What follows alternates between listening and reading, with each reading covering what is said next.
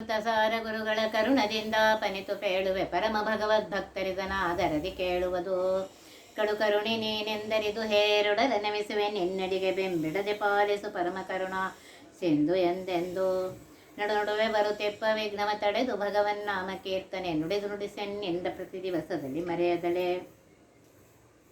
ಜೀವನ ಪ್ರಕ್ರಿಯಾ ಸಂಧಿಯಲ್ಲಿ 27ನೇ ಪದ್ಯ. ನಳಿನ ಮಿತ್ರಗೆ ಇಂದ್ರಧನು ಪ್ರತಿಫಲಿಸುವಂತೆ ಜಗತ್ರಯವು ಕಂಗೊಳಿಪುದನುಪಾಧಿಯಲ್ಲಿ ಪ್ರತಿಬಿಂಬ ಭಯದಿ ಹರಿಗೆ ತಿಳಿಯತಿ ಕಕುದ್ಧಾಮನತಿ ಮಂಗಳ ಸ್ವರೂಪವ ಸರ್ವಠಾವಿಲೆ ಪೊಳೆವ ಹೃದಯಕ್ಕೆ ಪ್ರತಿ ದಿವಸ ಪ್ರಹ್ಲಾದ ಪೋಷಕನು. ಹೇಗೆ ಸೂರ್ಯನಿಗೆ ಇಂದ್ರಧನಸ್ಸು ಪ್ರತಿಫಲಿಸುತ್ತದೆಯೋ ಈ ಜಗತ್ರಯವು ಪರಮಾತ್ಮನಿಗೆ ಉಪಾಧಿ ಇಲ್ಲದೆ ಪ್ರತಿಬಿಂಬವಾಗುತ್ತೆ ಅಂತ ಈ ಪದ್ಯದಲ್ಲಿ ಹೇಳ್ತಾ ಇದ್ದಾರೆ. ಪರಮಾತ್ಮನಿಗೆ ಜೀವರು ಪ್ರತಿಬಿಂಬರಾಗಿದ್ದಾರೆ, ಪರಮಾತ್ಮ ಬಿಂಬನಾಗಿದ್ದಾನೆ. ನಮ್ಮ ಮುಖ ಮುಂತಾದ ಬಿಂಬಗಳಿಗೆ ಕನ್ನಡಿಯೊಳಗೆ ಪ್ರತಿಬಿಂಬವಾಗಬೇಕಾದರೆ ಕನ್ನಡಿ ಮೊದಲಾದ ಉಪಾಧಿಗಳು ಬೇಕು. ಬಿಂಬನಿಗೆ ಉಪಾಧಿ ಸಂಸ್ಪರ್ಶದಿಂದ ಪ್ರತಿಬಿಂಬ ಆಗುತ್ತದೆ. ಆದುದರಿಂದ ಪರಮಾತ್ಮನು ಬಿಂಬನಾದರೆ ಜೀವನು ಪ್ರತಿಬಿಂಬ ಅನಿಸ್ಕೋತಾನೆ. ಮಧ್ಯದಲ್ಲಿ ಉಪಾಧಿ ಇರಬೇಕು ಅಂತ ಹೇಳ್ತಾರೆ. ನೆರಳು ಮುಂತಾದ ಪ್ರತಿಬಿಂಬಗಳು ನಾಶ ಹೊಂದುವಂತೆ ಜೀವರೆಂಬ ಪ್ರತಿಬಿಂಬ ಉಪಾಧಿ ನಾಶದಿಂದ ನಾಶ ಹೊಂದುವರು. ಜೀವಭಾವ ಹೋಗುತ್ತದೆ, ಬ್ರಹ್ಮ ಒಬ್ಬನೇ ಉಳಿಯುವನು. ಇಂಥ ಬಿಂಬ ಪ್ರತಿಬಿಂಬ ಭಾವದಿಂದ ತಾತ್ವಿಕವಾಗಿ ಜೀವಭಾವವೇ ಇಲ್ಲದಂತಾಗುತ್ತದೆ. ಉಪಾಧಿಯಿಂದ ಜೀವರು ಕಲ್ಪಿತ ಅಂತ ಹೇಳಿದಂತಾರೆ. ಅದು ಸರಿ ಏನು ಅಂತಂದರೆ ಶ್ರೀಮದಾಚಾರ್ಯರು ಹೇಳ್ತಾರೆ, ಆಭಾಸ ಏವಚ ರೂಪಂ ರೂಪಂ ಪ್ರತಿಪೋಪಭೂವ ಎಂಬ ಇದನ್ನು ಹೇಳ್ತಾ ಇದ್ದಾರೆ. ಪ್ರತಿಬಿಂಬಗಳಲ್ಲಿ 2 ತರಹದ ಪ್ರತಿಬಿಂಬಗಳಿರುತ್ತವೆ. ಕೆಲವು ಬಾಹ್ಯ ದೇಹಾದಿ ಪ್ರತಿಬಿಂಬಗಳಲ್ಲಿ ಅವಶ್ಯವಾಗಿ ಉಪಾಧಿಗಳು ಬೇಕೇ ಬೇಕು. ಕನ್ನಡಿ ಮುಂತಾದವುಗಳಾಗುವ ಪ್ರತಿಬಿಂಬಗಳು ಈ ತರಹ ಆಗಿರುತ್ತವೆ. ಆದರೆ ಇನ್ನು ಕೆಲವು ಪ್ರತಿಬಿಂಬಗಳು ಉಪಾಧಿ ಇಲ್ಲದೆಯೇ, ಅಂದರೆ ಬಿಂಬ ಹಾಗೂ ಪ್ರತಿಬಿಂಬಗಳು ಬಿಟ್ಟು ಬೇರೆ ಉಪಾಧಿ ಆಗುತ್ತವೆ ಅಂತ ಹೇಳಿ. ಸೂರ್ಯನಿಗೆ ಆಗುವ ಇಂದ್ರಧನಸ್ಸು ಈ ಥರದ ಪ್ರತಿಬಿಂಬ. ಇದಕ್ಕೆ ಬೇರೆ ಉಪಾಧಿ ಇರುವುದಿಲ್ಲ. ಇದಕ್ಕೆ ನಿರುಪಾಧಿ ಪ್ರತಿಬಿಂಬ ಅಂತ ಕರೀತಾರೆ. ಜೀವನು ಪರಮಾತ್ಮನಿಗೆ ನಿರುಪಾಧಿ ಪ್ರತಿಬಿಂಬನಾಗಿದ್ದಾನೆ. ಜೀವನ ಸ್ವರೂಪವೇ ಜೀವನಿಗೆ ಉಪಾಧಿಯಾಗಿದೆ ಹಾಗೂ ತಾನೇ ಪ್ರತಿಬಿಂಬನಾಗಿದ್ದಾನೆ. ಬೇರೆ ಉಪಾಧಿಗಳಿಂದ ಆಗುವ ಪ್ರತಿಬಿಂಬಗಳಲ್ಲಿ ಮಾತ್ರ ಉಪಾಧಿ ನಾಶದಿಂದ ಪ್ರತಿಬಿಂಬ ನಾಶವಾಗಿದೆ. ಆದ್ದರಿಂದ ಜೀವನು ನಿರುಪಾಧಿಕ ಪ್ರತಿಬಿಂಬನಾದುದರಿಂದ ಉಪಾಧಿ ನಾಶದಿಂದ ಜೀವನಾಶವೆಂಬ ಭಯವಿಲ್ಲ. ಜೀವ ಪರಮಾತ್ಮನಿಗೆ ತಾತ್ವಿಕ ಭೇದವು, ಜೀವನಿಗೆ ಪರಮಾತ್ಮನ ವಿಭಿನ್ನಾಂಶವು ಈ ಭಾವ ಸಿದ್ಧವಾಗ್ತದೆ ಅಂತ ಹೇಳ್ತಾರೆ.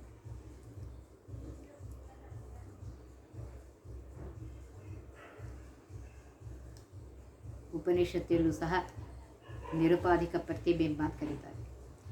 ಪುರುಷನ ದೇಹವೇ ಬಿಂಬ, ಅಲ್ಲಿ ಬೇರೆ ಯಾವ ಉಪಾಧಿಯೂ ಸಾಧ್ಯವಿಲ್ಲ, ಉಪಾಧಿಯಾಗೂ ಸಾಧ್ಯ. ಆದ್ದರಿಂದ ಪುರುಷ ದೇಹದ ಛಾಯೆಯು ನಿರುಪಾಧಿಕ ಪ್ರತಿಬಿಂಬ ಅಂತ ಅನಿಸ್ಕೊಳ್ತೀವಿ. ಇನ್ನು ಸೂರ್ಯನಿಗೆ ಇಂದ್ರಚಾಪ ನಿರುಪಾಧಿಕ ಪ್ರತಿಬಿಂಬವಲ್ಲ, ಅಂದರೆ ಕಾಮನಬಿಂಬ. ಸೂರ್ಯನ ಸ್ವರೂಪವೇ ಉಪಾಧಿ ಎಂದು ಹೇಳಬಹುದು. ಆದರೆ ಸೂರ್ಯನಿಂದ ಭಿನ್ನವಾದ ಉಪಾಧಿ ಇಲ್ಲವೆಂದೇ ಇದಕ್ಕೆ ಉತ್ತರ. ಈ ರೀತಿಯಾಗಿ ಹೇಳ್ತಾ ಇದ್ದಾರೆ. ಪರಮಾತ್ಮ ಸರ್ವೋತ್ತಮನಾಗಿರುವಂತಹ ಪರಮಾತ್ಮನೇ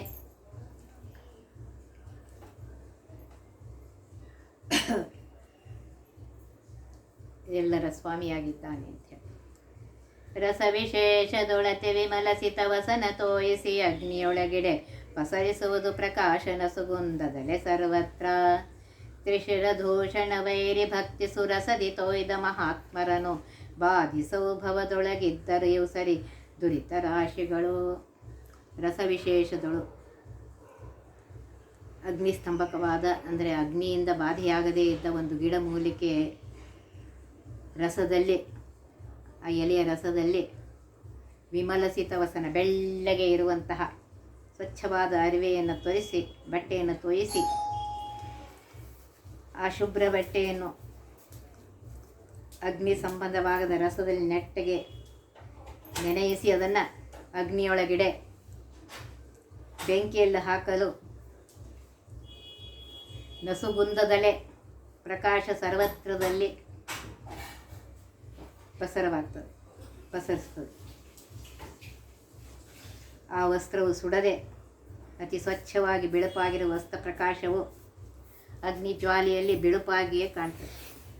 ಇದರಂತೆಯೇ ತ್ರಿಶಿರ ದೂಷಣ ವೈರಿ ತ್ರೇತಾಯುಗದಿ ಇದ್ದ ತ್ರಿಶಿರನೆಂಬ ಒಬ್ಬ ರಾಕ್ಷಸನನ್ನು ದೂಷಣ ಖರ ಎಂಬ ರಕ್ಕಸನಿಗೆ ಸೋದರನಾಗಿರುವಂತಹ ರಾವಣನ ಮಲತಾಯಿಯ ಮಗನಾಗಿರುವಂತಹ ಖರ ಅನ್ನುವ ಇವರಿಬ್ಬರನ್ನು ಶ್ರೀರಾಮಚಂದ್ರ ದೇವರು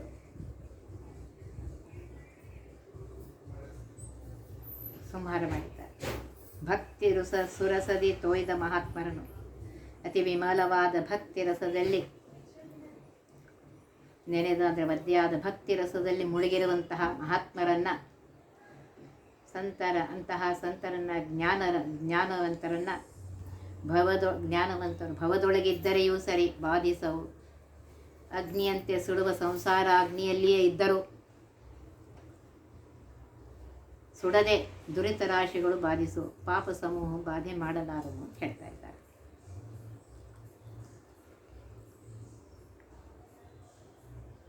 ಭಕ್ತಿ ರಸದಿಂದ ಪರಮಾತ್ಮನ ಭಕ್ತಿ ರಸದಿಂದ ಆರ್ದ್ರವಾಗಿರುವಂಥ ಹೃದಯವುಳ್ಳವನಿಗೆ ಆ ಭಕ್ತಿ ರಸವೇ ಅವನಿಗೆ ರಕ್ಷಕವಾಗಿರುತ್ತೆ. ವಾರಿ ನಿಧಿಯೊಳಗೊಳ್ಳ ಕೆಳ ನದಿಗಳು ಬೇರೆ ಬೇರೆ ನಿರಂತರದಲ್ಲಿ ವಿಹಾರಗೈಯುತ ಪರಮ ಮೋದದಲಿಪ್ಪ ತೆರದಂತೆ ಮೂರು ಗುಣಗಳ ಮಾನಿ ಎನಿಸುವ ಶ್ರೀರಮಾರೂಪಗಳು ಹರಿಯಲಿ ತೋರುತಿಪ್ಪವು ಸರ್ವಕಾಲದಿ ಸಮರಹಿತವೆನಿಸೆ. ವಾರಿನಿಧಿಯೊಳಗೆ ಸಮುದ್ರದೊಳಗೆ ಉಳ್ಳ ನದಿಗಳು, ಎಲ್ಲ ನದಿಗಳು, ಸಮುದ್ರದಲ್ಲಿ ಇರುವಂತಹ ನದಿಗಳು, ಗಂಗಾ, ಗೋದಾ, ಕೃಷ್ಣ ಮುಂತಾದ ಸಮುದ್ರ ಗಾಮಿಯಾಗಿರುವಂತಹ ಆ ನದಿಗಳೆಲ್ಲ ಹರಿದು ಸಮುದ್ರದಲ್ಲಿ ಕೂಡಿದರೂ ಆ ಸಮುದ್ರದ ಲವಣೋದಕದಲ್ಲಿ ಸೇರಿಕೊಳ್ಳದೆ ಪ್ರತಿಯೊಂದು ನದಿಯು ಸಮುದ್ರದಲ್ಲಿ ಬೇರೆ ಬೇರೆಯಾಗೇ ಇರುತ್ತವೆ. ವಿಹಾರಗೈಯುತ ಪರಮ ಮೋದದಲಿಪ್ಪ ತೆರದಂತೆ ಬೇರೆ ಬೇರೆ ನದಿಗಳು ಸಂಚರಿಸಿ ಆ ಉಪ್ಪು ನೀರನ್ನು ಕೂಡದೆ ಸಿಹಿ ನೀರಾಗಿಯೇ ಇದ್ದು ಆ ನದ್ಯಾಭಿಮಾನಿ ದೇವತೆಗಳು ಹರ್ಷದಿಂದ ಇರುವಂತೆ ಮೂರು ಗುಣಗಳ ಮಾನಿ ಎನಿಸುವಂತಹ ಸತ್ವರಜ ತಮೋ ಗುಣಗಳಿಗೆ ಅಭಿಮಾನಿಯಾಗಿರುವಂತಹ ಮಹಾಲಕ್ಷ್ಮಿ ರೂಪಗಳು, ಮಹಾಲಕ್ಷ್ಮಿಗೆ ಅನಂತ ರೂಪಗಳಿವೆ. ಅಂತಹ ಅನಂತ ರೂಪಗಳಿರುವಂತಹ ಮಹಾಲಕ್ಷ್ಮಿಯು ಹರಿಯಲಿ ಸಮುದ್ರ ಸದೃಶ ಗಂಭೀರನು, ಅಪಾರನು, ಆಳವಾದ ಏಕದೇಶ ದೃಷ್ಟಾಂತದಿಂದ ಪರಮಾತ್ಮನಲ್ಲಿ ಆ ಪರಮಾತ್ಮನ ಅತ್ಯಂತ ಸಮೀಪದಲ್ಲಿದ್ದು ಶ್ರೀಹರಿಯ ಅನಂತ ಅವತಾರಗಳಲ್ಲಿ ಅನಂತ ರೂಪಗಳನ್ನು ಧರಿಸಿ ಇರ್ತಾಳೆ ಮಹಾಲಕ್ಷ್ಮೀ ದೇವಿ. ಶ್ರೀಹರಿಯ ಪ್ರತಿರೂಪ ವಕ್ಷಸ್ಥಳದಲ್ಲಿರ್ತಾಳು. ವ್ಯಕ್ತ ಅವ್ಯಕ್ತ ರೂಪದಿಂದ ಆ ಪರಮಾತ್ಮನ ಸೇವೆಯನ್ನು ಮಾಡ್ತಾ ಇರ್ತಾಳೆ. ಮಹಾಲಕ್ಷ್ಮೀ ದೇವಿಗೂ ಪರಮಾತ್ಮನಿಗೂ ಯಾವಾಗಲೂ ಭೇದವಿದೆ.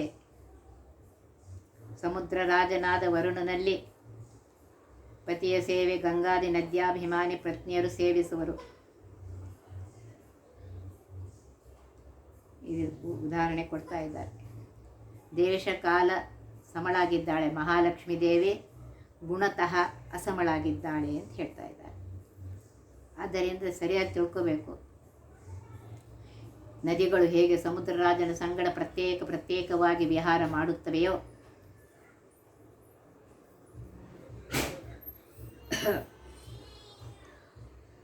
ಅದೃಶ್ಯವಾದ ಈ ಸಂಗತಿಯನ್ನು ಹೇಳಿದ್ದಾರೆ. ಅದನ್ನೇ ಇಲ್ಲಿ ತಿಳ್ಕೊಳ್ರಿ ಅಂತ ಹೇಳ್ತಾನೆ. ಮಹಾಲಕ್ಷ್ಮಿ ಪರಮಾತ್ಮನ ಜೊತೆಗಿದ್ದರು, ಅವನಿಂದ ಬೇರೆಯಾಗಿ ಅವನ ಹೃದಯ ಮಂದಿರದಲ್ಲಿರ್ತಾಳೆ.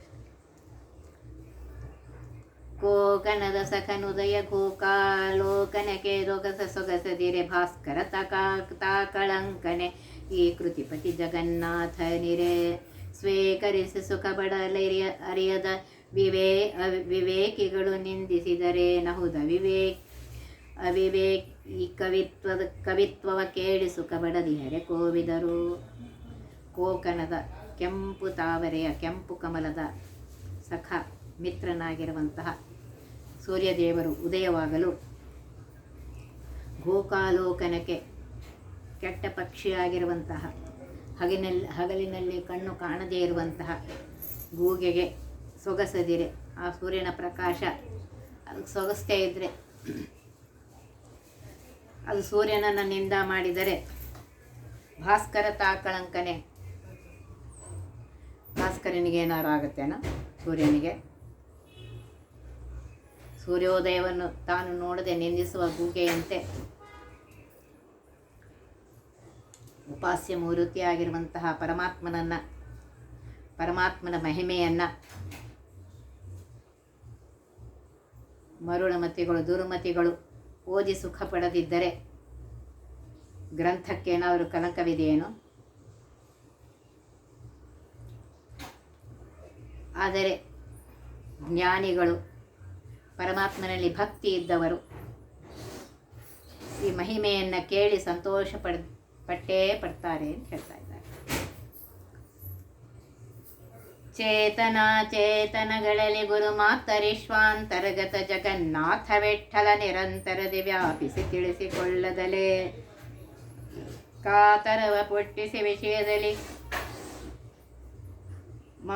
ವಿಷಯದಲ್ಲಿ ಮಾತುಧಾನರ ಮೋಹಿಸುವ ನಿತ್ಯಾನಂದಮಯ ನಿರ್ದೋಷ ನಿರವಧ್ಯ. ಇಲ್ಲಿ ಹೇಳ್ತಾ ಇದ್ದಾರೆ, ಚೇತನರಲ್ಲಿ ಚೇತನಂದರೆ ಬ್ರಹ್ಮಾದಿ ಸಕಲ ತೃಣಾಂತ ಜೀವರಲ್ಲಿ ಮೂಲ ಪ್ರಕೃತಿಯಿಂದ ಆರಂಭಿಸಿ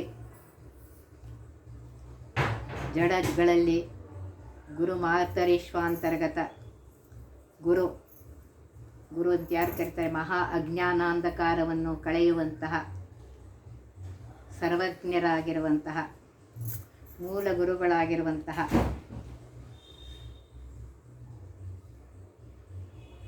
ವಾಯುದೇವರ ಅಂತರಿಕ್ಷದಲ್ಲಿ ಸಂಚರಿಸುವಂತಹ ವಾಯುದೇವರ ಜಗನ್ನಾಥ ವಿಠ್ಠಲ ಅಜ್ಞಾನಿಗಳನ್ನು ಜ್ಞಾನ ಮಾರ್ಗಕ್ಕೆ ಪ್ರೇರಿಸಿ ಜ್ಞಾನ ಕೊಡುವಂತಹ ವಿಠ್ಠಲ ರೂಪ ಹರಿಯೇ ಜಗತ್ತಿಗೆ ಸ್ವಾಮಿಯಾಗಿ ನಿಯಮನ ಮಾಡ್ತಾ ಇದ್ದಾನೆ. ನಿರಂತರದಿ ನಿತ್ಯದಲ್ಲಿ ಚೇತನರಲ್ಲಿ ಭಾರತೀಯ ರಮಣ ಮುಖ್ಯ ಪ್ರಾಣಾಂತರ್ಗತನಾಗಿ ವ್ಯಾಪಿಸಿದ್ದು ಯಾತುಧಾನರಿಗೆ ಅಂದರೆ ರಾಕ್ಷಸರುಗಳ ಪೋಷಣೆ ಮಾಡುವವರು ಯಾತುಧಾನರು.